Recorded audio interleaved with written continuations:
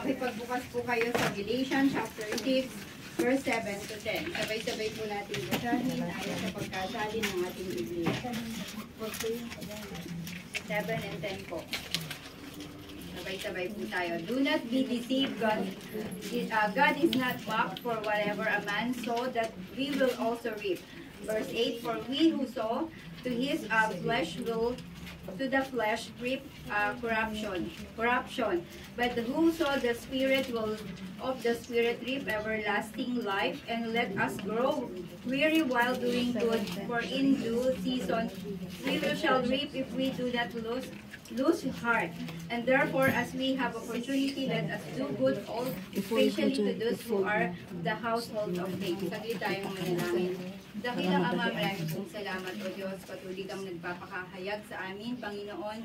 Kahit napakahirap minsan ng sitwasyon, lagi kayo nariyan para sa amin. Salamat sa iyo, Ama, kung ano man mga pagtuturo na nais niyong matutunan namin, tulungan mo kami sa pamamagitan ng Espiritu Santo na makasunod, O Diyos, gaya ng aming mga inaawit, laman ang puso namin, na nais namin kayong maging katubulad, dakilang Diyos, Panginoong Yesus. Salamat sa iyo, Ama. Langisan mo po, Panginoon, ang aking mga labi at hayaan mong kapahayagan mo ang siyang mamutawi at matuto ang bawat isa sa pangalan ni Jesus. Amen. Amen. Makakaupo na po ang bawat isa. Salamat po sa salita ng ating Panginoon na ngayon ay ating pag-aaralan at babaybayin. Ang ating pong title ay kindness is something anyone can give to others without using anything. Kindness is something anyone can give to others without losing anything. Amen. Ang pagiging mabuti o ang kabutihan, kapag binigay natin sa kapwa natin, hindi tayo mawawalan. Amen. Amen. Pero maraming pagkakataon na may mga taong ayaw maging mabuti sa kanyang kapwa. Bakit? Kasi natatakot siya na baka, kasi ang kabutihan ay napakalawak na kahulugan. Nandyan ang sa larangan ng pagbibigay, no, sa larangan ng potensyal, ng panahon, lahat ibibigay mo na meron ka ayon sa kabutihan. Amen? Amen. So kaya minsan ayaw maging mabuti sa kanyang kapwa kasi baka mamaya mawalan siya. Halimbawa, meron tayong mga sitwasyon na kinakailangan na maglabas tayo ng anumang bagay. Natatakot tayong ilabas yun kasi baka mawalan tayo. Pero ang sinasabi dito, ang ating pag-aaralan, yung kabutihan o kabutihang asal ay hindi, o pagiging mabuti mo sa kapwa ay hindi kawalan sa'yo. Amen. Kung paiitsiin natin, no, yung ating title. Sabi dito, let not be full. We might be sowing for the flesh and not for the Spirit, and should be the Spirit anyway. Let's not get tired. The time will come when we reap and get fruit. So during the time of sowing. Kaya sabi dito, let's just sow. So sabi dito, maging maingat tayo. No? Baka ang paghahasik natin, no, ay naghahasik na lang tayo para sa laman, hindi na para sa spirito. At sabi dito, huwag tayong manghinawa o mapagod na magtanim o maghasik at aani tayo ng bunga sa panahon ng tag-ani. Kaya dapat tayo ay maghasik. Ano yung mga tayong mga Kristiyano? Wala naman yata eh. No? Kaya naman pala eh. Diba po? Joker din to eh. So, diba? Tayong mga Kristiyano, dapat ang isang mga atas sa atin ay yung maghasik tayo. Amen. Ano ba yung ihahasik natin? Hindi yung mga kwento ni Patola, no, ng mga kwento kung ano-ano. Kundi ang ihahasik natin ay yung kabutihang asal. Yung kabutihang natutunan natin mula sa salita ng ating Panginoon, sa mga turo ni Kristo. Ay wala naman ako doon nung panahon ng Panginoong Jesucristo. Bakit kailangan kong gawin yung mga bagay na yon? Wala ka man sa panahon nung naging tao ang ating Panginoong Jesucristo, ngunit narito ka sa panahon na kung saan ay ikaw ay niligtas na ng Panginoon. Amen. Amen. Kaya tayo na dapat, sabi kanina doon, no, I just want to care for others like Jesus cares for me. Amen. Dapat wag lang natin itong aawitin, kundi maging ganapin kundi ganapin natin ito. Amen. Kasi yun yung ang nais ng ating Panginoon sa atin na gawin natin. Isang task ito na dapat nating ginagawa. At sabi ito, sow goodness for other people. Sabi ito, one of the most difficult things is to do good to others. Totoo yan, mahirap, kagaya nga ng sabi ko kanina, mahirap magpakabuti sa ibang tao. Pero sabi dito, but if you have God in your heart, it is not difficult. Tama? Amen. Amen. So, agree kayong lahat. Amen. Amen. So, 100% tayo mamaya dyan sa Magpakabait mga kayo, tutor ha? natin sa ating Panginoon. Kapag totoo, kapag nasa atin na ang Espiritu ng Diyos o nasa atin ang Diyos, hindi na tayo mahirap maging mabuting tao. Hindi na rin Amen. tayo mahihirapang pakitunguan yung ating kapwa. Amen. Sa kabila ng may kagaspangan siya. Aminin na natin. Kahit Amen. ayaw nating aminin. Meron talaga tayong mga kagaspangan. Tama? Amen. Kasi kung wala kang kagaspangan, anong babaguhin sa'yo ng Diyos? Yes. Amen. Tama? So, pag ikaw ay binago na ng ating Panginoon, doon sa Espiritu ng pinagbago sa'yo o binago ng Diyos, doon ka mamuhay. Amen. Amen? Huwag nating hayaang hindi yun maging ganap sa ating puso't isipan. Sabi ko nga dito, the goodness that is contained in it is wide. Malawak yung usapin ng kabutihan o Amen. kabaitan, no? Kapag hindi ka pa malalim na Kristiyano, pwedeng sa, ang bait-bait mo talaga. Pero pag totoo at malalim ka ng Kristiyano, napakabuti mong tao. Amen. Amen? So, nagkakaroon yun ng paglago, ng paglalim. Amen? Hindi ka nag-i-stick lang doon. Kaya nga sabi ng mundo, swerte mo, nanalo ka sa loto. Pero tayo, mapalad ka dahil ang Diyos mo ay buhay. Amen? Amen. At yun, idadagdag na sa atin ng ating Panginoon. Sabi po sa 2 Peter 1 verse 7, pakibasa po Ate Joy. Sabi po doon, ikalawang Pedro 1:7, sabi po, sa inyong pagiging makadiyos, ang pagmamalasakit sa kapatid, at sa inyong pagmamalasakit, ang pag-ibig. Amen. You will never get tired of helping because of love. Hindi tayo mahihirapan na gawin yung mga bagay na yun kahit na dumadating na siya, halimbawa ang ating mga mahal sa buhay o kapwa natin, dumating na siya dun sa hangganan mo, no? Hindi mo rin mapipigil na gawin pa rin yung kabutihan hanggang hindi sinasabi ng Panginoon na mag-stop ka na. Sabi dito, only God's limits will stop you. Yung hangganan ng Diyos na ibibigay sa'yo para wag ka nang tumulong o gumawa ng mabuti, yun na lang yung yun ang magiging hangganan mo. Pero hanggang hindi ka sinasabihan ng Panginoon na wag mong gawin na maging mabuti sa kapwa mo, wag kang tumigil. Minsan kasi nakikita natin yung spirit ng abuse na abusado na itong tao na to, sa kabila ng ginawa kong mabuti, ito pa rin ang binabalik, abusado ka na. Abusado ka na masyado, pero ang kinakailangan, kausapin natin ang ating Panginoon. Lord, abusado na nga ba to? Dapat ko pa ba itong tulungan o hindi na? At ang Diyos ay tutugon sa iyo. Sabi nga doon, mula dun sa kabutihan, kabanalan, no? Ay mauuwi ka pa rin sa pag-ibig. Amen? Amen. Walang ibang pinakadakilan na matutunan natin, kundi yung genuine, hindi yung genuine. Hindi yung genuine, Genuine. Hindi na yung mga nag-gin dyan. Gin pa, wine pa. Magkaiba sila, di po ba? So, wala naman na nag-gin. Amen? Amen. Kaya na ba? Amen. Sabi, hindi, emperador ang gamit ko. Hallelujah, purihin ang Panginoon. Salamat sa Panginoon kasi kahit kailan ay hindi natin natikman yan. Kaya medyo hindi ko alam kung ano ang lasa. Pero alam ko na matindi kasi nakikita ko yung mga lasenggo sa kanto. Pag uminom, umaasim yung mukha. No? Eh ako parang hindi naman ako nagkinom pero talagang umaasim. Praise be to God. Hallelujah. So yung gusto ng Panginoon yung totoo. Uy, may tumatawa. Huli. Hallelujah. Eh wala eh, talagang ganyan eh. Mukhasim. At sabi dito, helping from the heart does not wait for anything in return. Kapag totoo, Amen. yung pagmamalasakit mo at kabutihang ipinapakita mo sa kapwa mo, sabi doon, hindi ka maghihintay ng anumang kapalit. Amen. Amen. Pero minsan darating tayo sa puntong, teka muna, kailangan niyang ibalik sa akin yun kasi yun yung usapan namin Pero kung ang kaya ka tumulong, kaya ka naging mabuti sa kapwa mo dahil para sa Panginoon, itigil mo na yung pagnanasa o pag-asa na ibalik sa'yo yung kabutihan na yun. Amen. Yung paggawa natin ng kabutihan, isang investment po yan. Amen. Amen. Hindi ka nag-i-invest dito sa lupa, kundi nag-i-invest ka sa langit. Amen. Parang ang paggawa natin ng mabuti ay para tayong nagpapasa sa Diyos ng resume or nagkakaroon tayo ng OJT, no? Yung mga nakapag-college dyan. Nagkakaroon tayo ng OJT. At doon makikita ng mga professor natin o instructor natin na applicable na tayo. Pwede na tayo doon sa ating yung ating mga course o dun sa pinag-OJT-han natin kung pasado na tayo.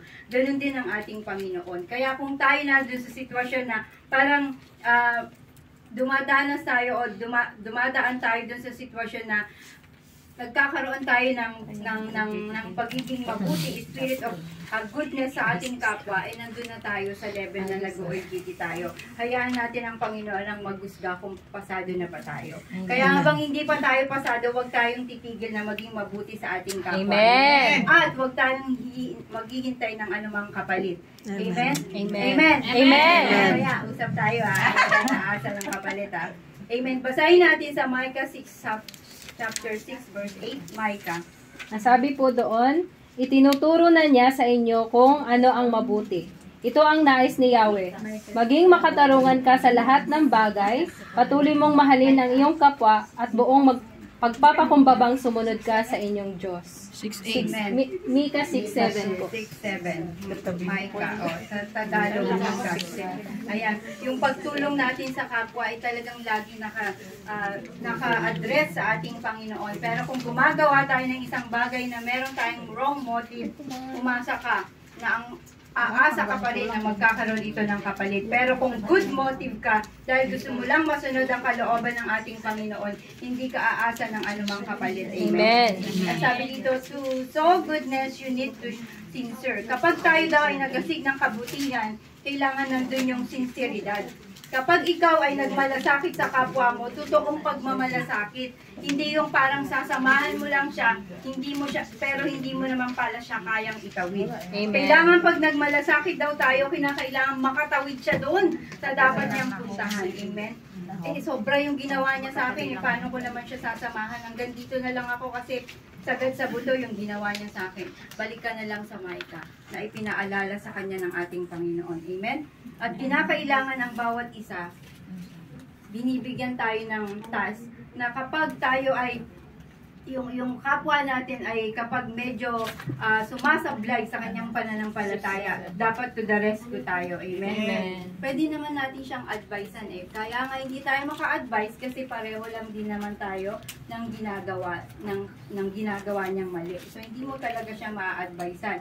So, ang sinasabi dito, kailangan magpakabuti tayo. Hindi magmumula sa tao, hindi magmumula sa iyong palagay lang, kundi magmumula ito mula sa ating Panginoon para matutunan mo. Hindi mahirap maging mabuti. Araw-araw lang tayo magbasa ng salita ng ating Panginoon at tingnan natin yung mga kapatiran natin na may mabuting puso. Meron ba? Amen! Lahat tayo. Amen! Tumingin lang tayo sa kanya kung paano niya pinagmamalasakitan ng kapwa, kung paano niya inaabot yung kamay ng halos mahulog na sa kanyang pananampalataya. Yun ang ating dapat gawin. Amen? At sabi dito, to show goodness, you need to sincere so that your conscience does not reproach you for what you did. Yung paggawa mo ng mabuti dapat totoo at sinseridad para hindi ka sumbatan ng budi. Amen. Ka pa, pakitang tao. Diba? Sumbat yun ng budi. Mawawalan ka ng sumbat ng budi kapag totoo naman yung sabi mo, kahit sabihin pa ng mga tao sa paligid mo, huwag ka na kasing para ka ng uto-uto, ganyan-ganyan, hindi ka magiging apektado. Why? Kasi ginagawa mo ito dahil para sa ating Panginoon. Sabi dito sa Matthew 7 verse 17. Ang sabi po sa Mateo 7:17, mabuti ang bunga ng mabuting puno, subalit masama ang bunga ng masamang puno. Kaya kapag mabuti kang puno, mabuti din ang bunga mo. Amen. Mamumunga at magiging hitik ang bunga mo. Kasi mabuti ang bunga mo, kaya ang bunga din nito ay mabuti. Wala namang punang bayabas ay namunga ng mangga. Amen? So lahat ng puno, kung ano yung pinakapuno niya, yun siya ang magiging bunga. Kaya makikita sa atin kung nagsisinungaling tayo, kung nagpapakitang tao lang yung kabutihan natin. Amen? Minsan hindi maramdaman yung ginawan mo ng kabutihan. Malalaman na lang kapag tapos na ang lahat. Amen. Sabi na lang, ay, akala ko genuine yung pala. Genuine. Amen. Diba? So, So, nakakalungkot. So, tayong mga Kristyano, tulungan tayo ng ating Panginoon na maging totoo at tapat tayo. Amen? Huwag tayong matakot sa paggawa ng mabubuting bagay. Kung nililit ka na magbigay ka ng chocolate mamaya, no? Bigyan niyo po. Kung nililit ka na magbigay ng isang basong tubig, tsokolate, kung anong maman, gawin mo as long as na sinabi sa'yo ng ating Panginoon. Amen? Lahat, anong ibig ko sabihin? Lahat na inuudyok sa'yo, yung kabutihan ay udyok ng banal na Espiritu. Amen. Kaya hindi mo yan pwedeng maitanggi kung totoo ka nga ba na nagpapakita ng kabutihan. Sa Matthew 5:24, basahin natin. Ang sabi po sa Mateo 5:24, Iwanan iwan mo muna ang iyong handog sa harap ng dambana at makipagkasundo ka sa kanya. Pagkatapos, magbalik ka at maghandog sa Diyos. Amen. Ang kabutihang asal o ang isang kabutihan, no, ng puso, may malinis talaga. Kung ang kanina o kung lumipas na panahon ay may galit ka pa rin, tanggalin mo muna yun. Kasi Amen. lahat ng gagawin mong akala mong mabuti para sa Panginoon, hindi niya yan yung honor. Amen. Talagang minsan ang hirap magpatawad. Amen. Kasi bulan yung ginawa niyang kasalanan sa'yo. Kumbaga doon na lang, umikot yung buhay mo sa taong yun, pagdaka, iiwan ka rin pala. So, anong gano'ng kasakit ito? Pero isang bagay ang tiyak. Kahit dumanas ka ng ganung tinding sakit, nandiyan ang Diyos ang magkukumpuni. Amen. Makaluin ka ng Panginoon. Kaya isang bagay ang tiyak. Ang dapat mong gawin, humingi ka ng tulong sa ating Panginoon. Kasi hindi natin kayang magpatawad sa ginawa niyang mga mali. Hindi mo kayang instant mapapatawad mo.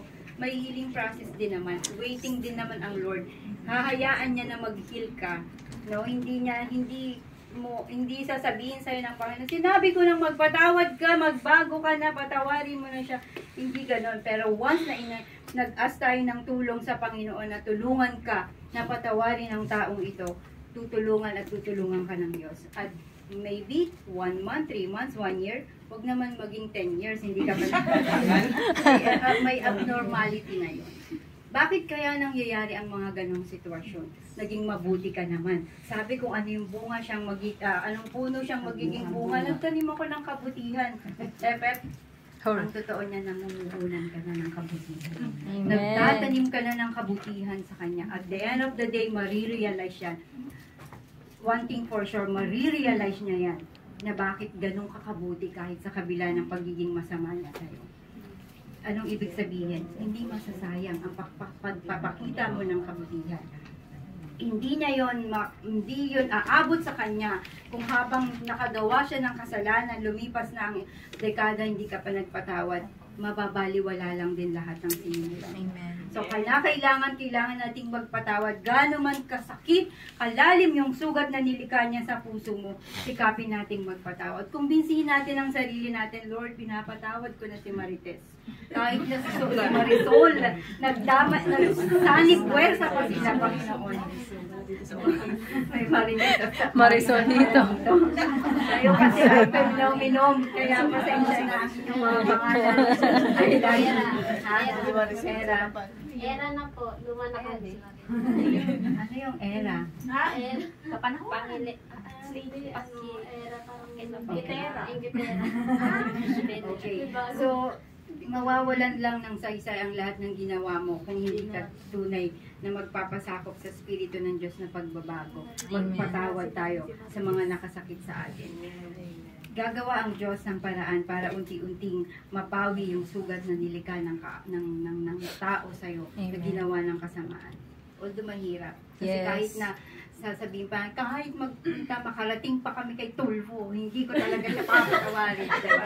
May mga gano'n kasi sobrang sakit talaga yung ginawa niya. Dapat lang maparusahan siya. Dapat lang ganito. Totoo naman yun, lahat ng ginawa nating kasalanan may katapat na kaparusahan. Pero wag nating ilagay sa ating mga kamay. Hayaan natin ang Diyos ang kumilos na siya ang mag-punish sa taong nanakit sa'yo. Amen. Kapag tayo ay hindi magpapatawad, mananatili tayong galit sa ating kapwa, pinapunish natin ang sarili natin. Anong kasalanan nito?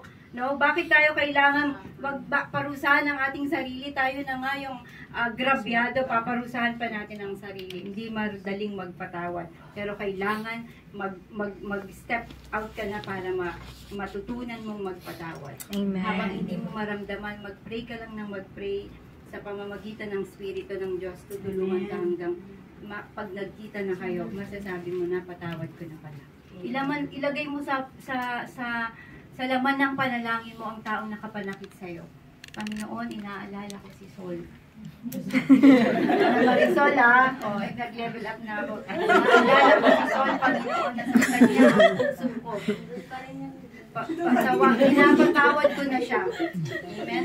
So, the more na sinasabi mo yung spirit ng prayer na yun ang maghihilom sa'yo. Amen. At mapapatawad mo ang mga taong nanakit sa'yo. Amen? Amen. Mahirap pero tutulungan tayo ng ating Panginoon. Sabi ito, who will benefit more our good deeds. Sabi dito, others think you are the loser because you are invested. Ang akala ng iba, kapag tayo ay nagtatanim o naghahasik ng kabutihan, tayo ang lugi. Pero ang totoo, tayo ang benefited dito sa paggawa ng mabuti at kabutihan sa ating kapwa. Amen. Sabi dito, but the truth is that we will benefit from the good deeds we have done for others. Bakit ko sinasabi? Because it is just proof that God's Spirit with us and goodness covers you. Amen. Kapag gumagawa ka pala ng kabutihan sa ating kapwa, ay nagbe-benefit, tayo ang nagbe-beneficiary nito. Yeah. No? We are Amen. benefited sa mga ginagawa nating kabutihan sa ating kapwa. At ibig sabihin, nagpapakita na yun na saklaw ka na ng Espiritu ng Diyos. Na nasa iyo na ang Espiritu ng Diyos, nasa iyo na ang Diyos, kaya hindi ka na nahihirapang gumawa ng kabutihan. Amen? Amen. Amen. Amen. Saklaw na po ba tayo? Amen. Ibig sabihin, kaya mo nga nagagawa na yung mga kabutihan na yun, wala nang ibang Espiritong umiiral sa'yo. Amen? Espiritu na ng Diyos yung umiiral sa'yo. Kaya sa tuwing gumagawa tayo ng kabutihan, kahit minsan nag-i-invest tayo financially, no, materially, it's nothing wrong para kung ginagawa natin yan. Nag-i-invest tayo doon sa langit na bayan. Amen. Sa spiritual na bagay. Napapalago tayo. Ang hirap kasi, di ba, magbigay talaga ng halaga para sa ating kapwa. Kasi kailangan din natin yun. Amen? Pero pag dahil nasa Panginoon na tayo, hindi na ganun kahirap. Amen. Amen. Amen. Amen. Kasi yung pera. Hindi maka-amen. Purihin ang ating Panginoon. Anumang bagay na ginagawa natin para sa Panginoon ay nag-i-invest tayo sa langit na bayan. At sabi dito, sa Romans 8:27, basahin natin muna. Ang sabi po sa Romans 8:27, at ang Diyos na siyang nakakasaliksik sa puso ng tao, ang siyang nakakaalam kung ano ang kalooban ng Espiritu, sapagkat ang Espiritu ang namamagitan para sa atin, ayon sa kalooban ng Diyos. Amen. Ang Espiritu na ng Diyos ang namamagitan sa atin. Kaya hindi na tayo nahihirapan. Hindi na tayo pupunta sa isang tabi. Teka, ano ba? Pag ginawa ko ba to? Sa Diyos ba to? Hindi na. Kasi mag-uumapaw na sa iyong puso ang kabutihan dahil saklaw ka na ng Espiritu ng Diyos. Amen? At sabi dito, it means that you are one those who God's way for good deeds. Sa Exodus 3:11, Ang sabi po sa Exodus 3:11, sumagot si Moses, Sino po ako para humarap sa Paraon at ilabas ang bayang Israel mula sa Ehipto? Kung tatapusin natin yung buong kwento na ito, si Moses ay inutusan ng ating Panginoon na ilabas yung mga Israelita nung panahon na iyon. At sabi niya, may takot si Moses na bakit ako ang gagawa nito, hindi ko kaya. Pero dahil utos ng ating Panginoon, ay nagampanan niya. Anong ibig sabihin? Bawat isa, kakasangkapanin tayo. Amen. Sinabi po sa Bible, si Moses lang, hindi nga po nabanggit yung pangalan ko dun. Isa ka ng Kristyano, tagasunod ni Kristo, you are the flock of the Lord. So, Amen. accountable ka. Isa ka sa dapat maggamit ng ating Panginoon. At napakasarap na isa tayo sa ginagamit ng ating Panginoon. Isa tayo na kinakansakapan ng Diyos para ipakita kung ano ang mga kabutihan na dapat nating ipakita sa ating kapwa. Kaya ang pagpapakita ng kabutihan sa ating kapwa ay isang masarap na tawag nito, is a good memory or the good moment na magamit tayo ng ating Panginoon. Amen. Diba yung, halimbawa kung tayo ay magluluto, kung walang kalan, kung walang kawali, kung walang kutsara o sandok o ano man, kung wala yun, hindi magiging maayos yung pagluluto natin. Alam nga naman, nagpiprito tayo, kakamahin natin, di ba? Nasusunog. So, anong ibig sabihin? Ganun tayo kahalaga na magamit tayong kasangkapan ng ating Panginoon. At ang isang bagay na ipinapagawa sa atin ngayon ay maging mabuti sa ating kapwa. Amen. Amen. Dahil hindi tayo magiging mabuti sa kapwa dahil meron tayong inaasahan sa Kanya. Amen.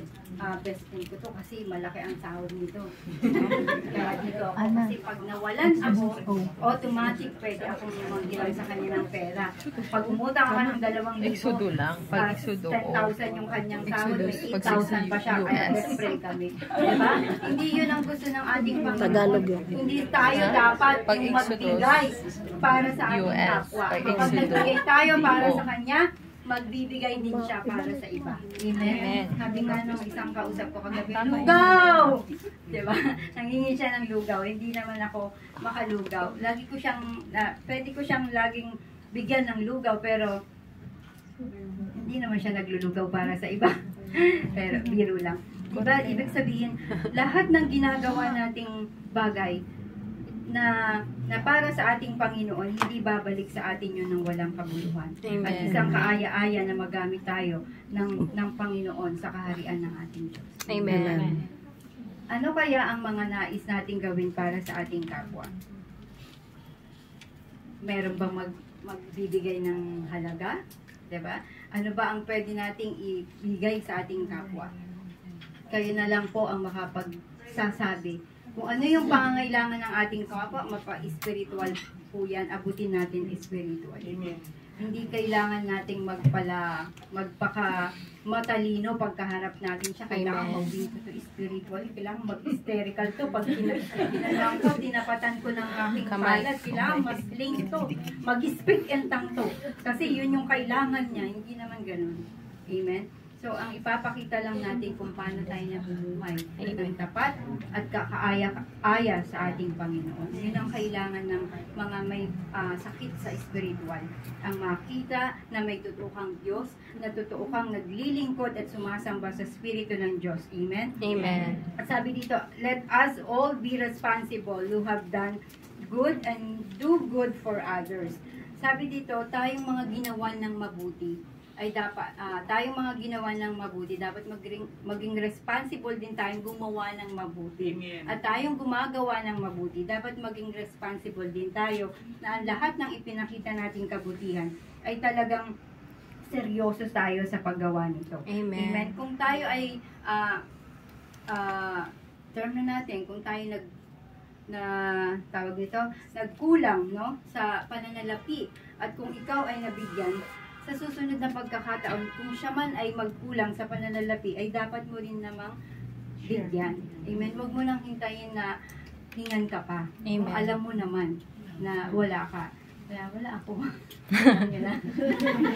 So kung alam mo na nangangailangan siya sa ganitong aspeto, magkusa na tayo kung meron tayo, ha. Hindi tayo pwedeng magkusa ng galing naman sa iba. No? Tapos ibibigay mo doon, magkaka-rumble-rumble na ang sitwasyon. Kinakailangan, kaya ka gustong tumulong, may kakayanan kang tumulong.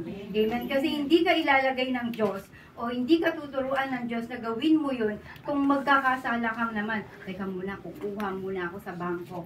No, magnanakaw ako mamaya, tulog na yung magnanakaw ako at ibibigay ko sa tulong. Hindi yun ang nais ng Diyos Amen. na gawin natin. Kundi yung pagtulong natin ay totoo. At meron talagang ikaw. At alam nyo po, kung ikaw ang gagamitin ng Diyos sa pagtulong, ibubuhos sa'yo ng Diyos ang masaganang pagmamahal. Kasi pagpunta niya sa'yo, Hallelujah. na meron ka, kung ikaw ang gagamitin ng ating Panginoon. Amen. Pero kung hindi, huwag ka namang magpaka-supergirl. Na, teka, ako yun, hindi siya yun, ako yun. Tapos, galing naman sa masama ang tinulong mo. So, hindi pa rin yun. Hindi magbubunga. Baka uuwi tayo kung ano yung puno siyang bunga. Nanggaling sa nakaw, magiging magnanakaw din yung tinulungan mo. Amen? So, ayaw ng ating Panginoon yun. Ang gusto ng Diyos ay yung galing talaga sa blessing na meron ka at galing iyon sa ating Panginoon. Amen? At sabi dito, so that everything we have done to Him will also be done to others. So, lahat ng ginagawa natin, basahin natin sa Colossians chapter 3:23 to 24. Lahat ng ginagawa natin ay pawang ginagawa natin sa ating Panginoon. Ang sabi po sa Colossians 3:23 to 24, anuman ang inyong ginagawa, gawin ninyo ng buong puso na parang sa Panginoon kayo naglilingkod at hindi sa mga tao. Sapagkat si Kristo ang Panginoong pinaglilingkuran ninyo at alalahanin ninyong pagkakalooban kayo ng Panginoon ng gantimpalang inilaan niya para sa inyo. Amen. Mawawalan tayo ng gantimpala kung hindi tayo gumagawa ng mabuti para sa ating Panginoon. Pero hindi dito ina-address na umasa tayo dun sa gantimpala na ginagawa natin para sa ating Panginoon. Pero hindi rin pwedeng alisin kapag gumawa ka ng mabuti sa iyong kapwa na ina-address mo sa ating Panginoon ay meron tayong gantimpala. Amen?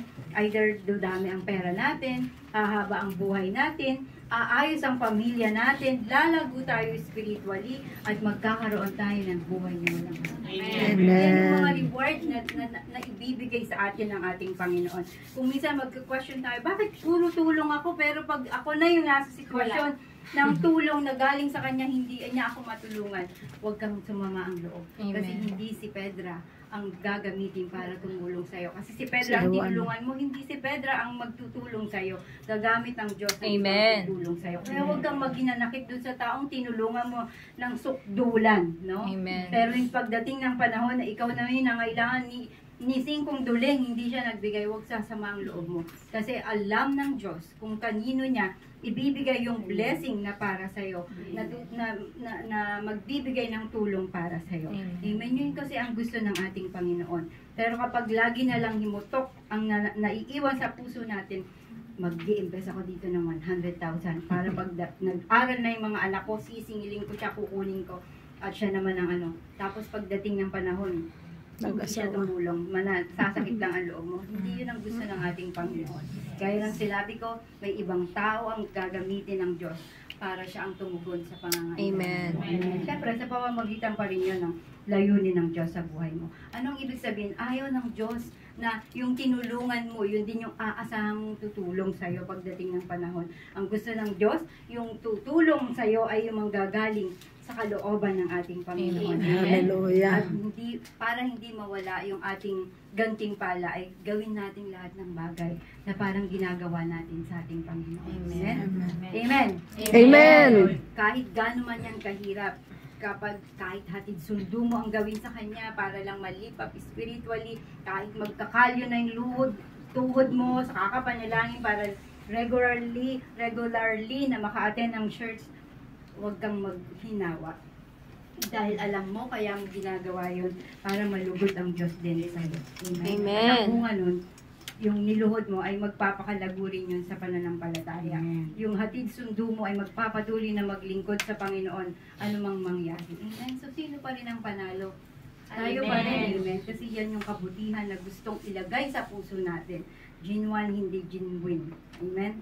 Genuine. Wine, Genuine. hindi genuine, kundi genuine. Amen. So, salamat sa ating Panginoon. Sabi dito, doing good is motivated by the Spirit of God. You can do it with chains.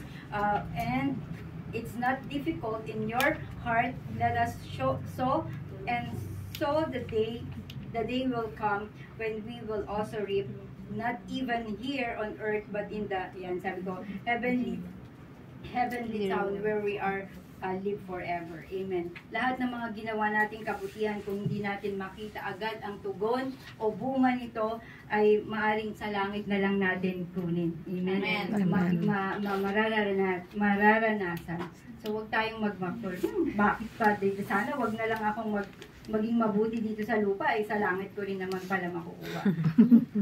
Sabi nga ng Matthew, mag-impok tayo ng yaman doon sa langit. Amen. Na hindi sa lupa dahil maraming magnanakaw. So, kung nag-i-invest tayo ng mga mabubuting bagay, sabi nga niya kanina, sabi ng ating Panginoon, lahat ng ginagawa mo ay pawang gawin mo para sa ating Panginoon. Amen. Kasi kung i-address mo sa Panginoon, hindi ka manghihinawa, hindi ka magsasawa. Amen. Amen. Kapag nagsawa ka, ibig sabihin, yung ginagawa mong kindness to other people or to your neighbor, it's because of you have a wrong motive. Meron kang other motive, no? Sa bagay na iyon. Pero gawin natin ang lahat ng bagay, lahat ng kabutihan, no? Sa ating kapwa, asawa, kaibigan, kapatid, magulang, kapitbahay, ka-church. Kung babasahin natin, babalikan natin ang ating text. So, balikan natin bago tayo magtapos sa verse 10. Sabi dito, therefore, as we have opportunity, let us good to all, especially to those who are the household of faith. Amen. Siya yun eh. Amen. Amen. Ganun na lamang ang isa kong pinagsisikapang gawin, hindi para sa aking sarili, kundi sa pagsunod sa kalooban ng ating Panginoon. Galatians, Na chapter. nagmamalasakit din ako sa mga Kristiyano o kapananampalataya ko. Bakit? Kasi kautusan 7 to ito 10. especially to those who are the household of faith. Bawal daw sabihin yung salitang ano kasi magagalit sila. Hindi ko na rin sasabihin. Pero sabihin ko na rin. Bawal na daw, bawal. So those who are household of faith. So amen. So mas pakitaan natin ng totoo, ganap, tunay, Amen. ang ating kapananampalataya. Amen. Panginoon. Amen. So, lahat ng bagay na yon, nakakasunod tayo ayon sa kalooban Tagalog ating ng Panginoon. imong Hindi ko espiritu. sinabing huwag mawalan na tayo ng pakialam dun sa mga English. believer, Malasakitan pa rin Galatians, natin. 10, Pero yung 10 paggawa ng mabuti, kasi malasakit para sa mga kaluluwa nila. Pero paggawa ng kabutihan ay para sa Spelling ating name. kamananampalataya. Amen. So, pag malasakitan, mahalin, at Galatians. ingatan, ay panalangin natin ang ating mga kapatid sa ating pananampalataya. Amen. Makakaasa po ba? Amen. Sa araw na ito ay magkakaroon na tayo ng spirit of ano? Spirit touch. Ng kindness. Spirit of kindness. Kasi yan yung tinuturo sa atin ng ating Panginoon. Hindi na tayo maghihintay na kung sino bang mga tigapagturo para gawin natin iyon. Usually, ganun minsan tayo kailangan manggaling sa himpapawid. Yung mga magtuturo, no? Ang magpapaliwanag para lang mapabalikwas tayo. Mapatayo tayo sa upuan at gagawin natin ang mga bagay na yun. Narito yung oras na mula sa salita ng ating Panginoon na magmamalasakit tayo, especially to those who are household of faith. Amen. Lahat ng gagawin natin ay para sa ating Panginoon. Amen? Amen. Patuloy tayong manalangin. Dahil ang Diyos, maraming salamat, Panginoon, sa iyong mensahe. Maigsi man itong ngunit iniiwan namin sa aming puso't isipan sa kapangyarihan ng Panginoong Yesus na kami gagawa ng mabuti. Maging ang pagpapatawad, pagmamalasakit at pagmamahal sa aming kapwa, lalong higit sa aming kapananampalataya, Panginoon. Kami ay magsusunod sa iyong kalooban at sisikapin naming maging mabuti, maging totoo sa iyong harapan at paggawa ng mabuti para sa aming kapwa. Sa iyo ang papuri, pagluwalhati sa pangalan ni Jesus. Hallelujah. Amen.